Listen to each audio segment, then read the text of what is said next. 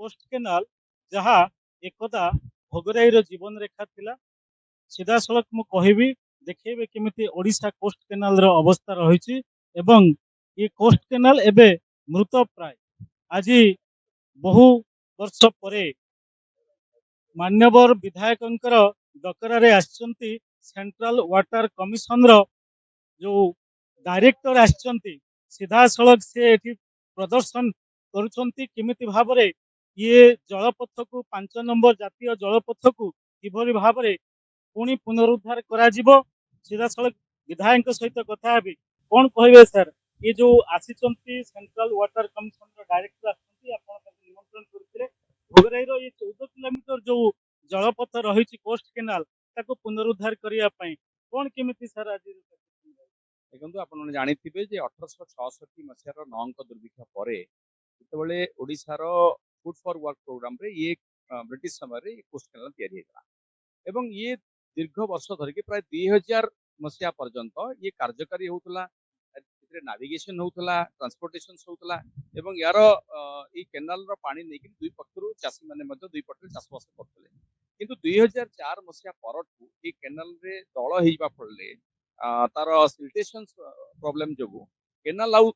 व्यवहार उपयोगी होगी रही ना ना आम ए पानी किसी चाषबास कर ना ए पानी किसी ड्रिंकिंग वाटर पर दि जा पारुछि तेणु यही परिप्रेक्षी में गोटे चिठी लिखी भारत सरकार जलशक्ति मंत्रालय सेक्रेटरी को एवं दाबी करथिली जे कोस्ट केनाल पुनरुद्धार करा जाऊ यार पानी व्यवहार करा जाऊ जेमती चाषी माने व्यवहार करि परिबे से व्यवस्था करा जाऊ सेही दृष्टि आज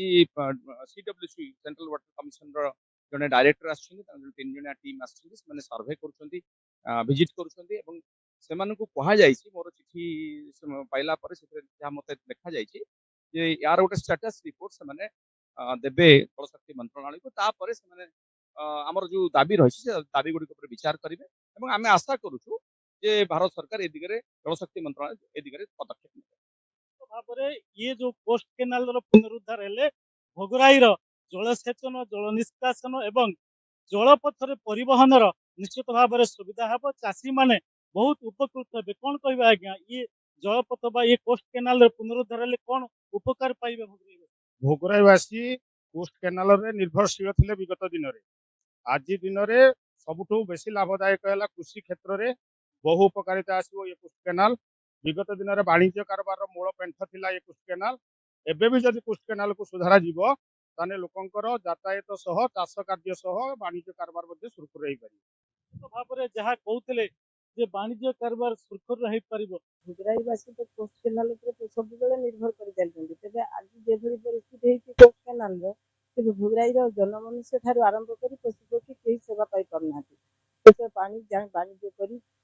जनसाधारण जमी चलुते पशुपक्षी पानी पाई पारे आज समस्त असुविधार सम्मुखीन होते तेणु ये कोस्ट केनाल जदि पुनरुद्धार हम समस्त भोगराईवासी खुशी आनंद निश्चित भाव में आम भितर अच्छा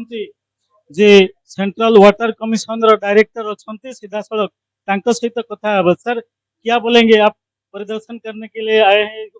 ये कोस्ट केनाल क्या परिदर्शन किए क्या देखे क्या रिपोर्ट बनाएंगे?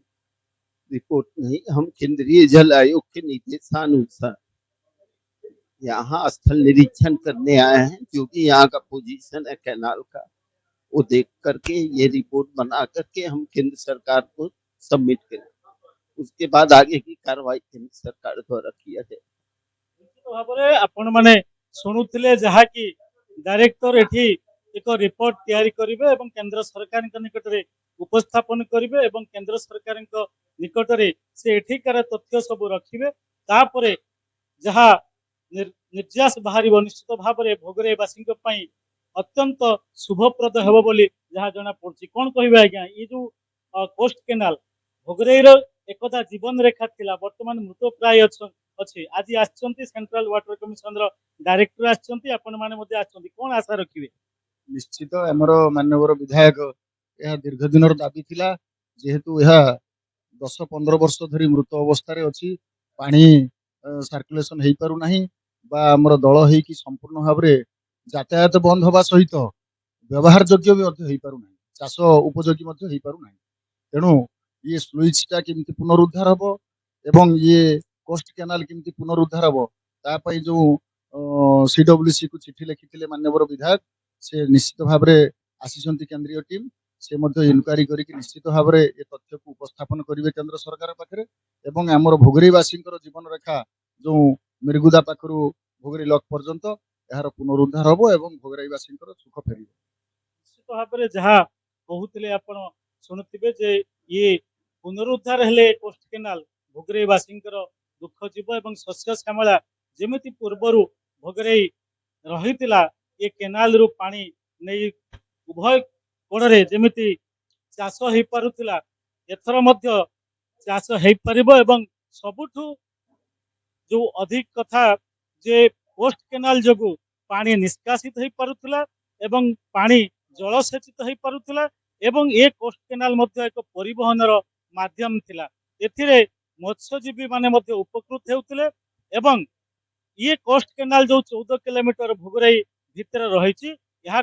एक पर्यटन क्षेत्र में मध्य परिणत करा जाई पारियो बोली जहाँ आशा रखिछंती तेबे कौन रिपोर्ट एठू जाउची एवं केंद्र सरकार निकट में यह कौन उपस्थापित हेउछु एवं तार निर्यास कौन रहुची ता भोगरेवासी अपेक्षा रहिले बालेश्वर जिला भोगराई दिलीप कुमार दास बड़ खबर।